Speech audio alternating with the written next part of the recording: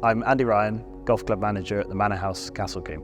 Kress have partnered up with us to really test the product on a challenging landscape, I suppose. You know, we've got a lot of trees on site, really mature trees. We've got the valley, and we're really proving that the technology works in all elements. We've trialled wet areas, we've trialled under trees. So far, it's gone really, really well.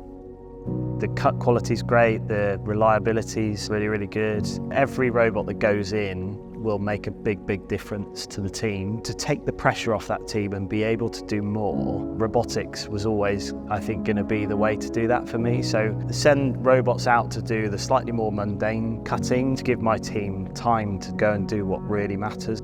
Kress allows us to do these things and really take that course up to another level. You know, when it does get a little bit wetter, you don't want to be out there with heavy kit because you can make a bit of a mess.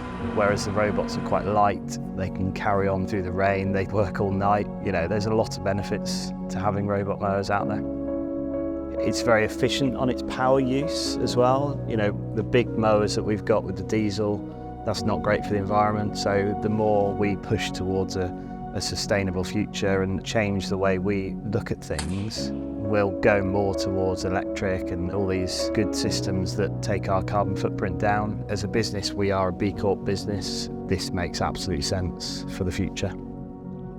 The great thing is you can have them running while golfers are out there. They're small enough to not cause a nuisance, whereas, you know, a big diesel mower driving past you, cutting the fairways is going to be a major distraction.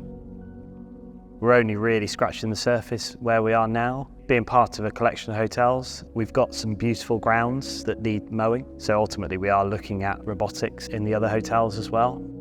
Our relationship with Kress is really good. I feel like we've had a great deal of support in this trial period, and I really look forward to taking this further and expanding the fleet in the near future.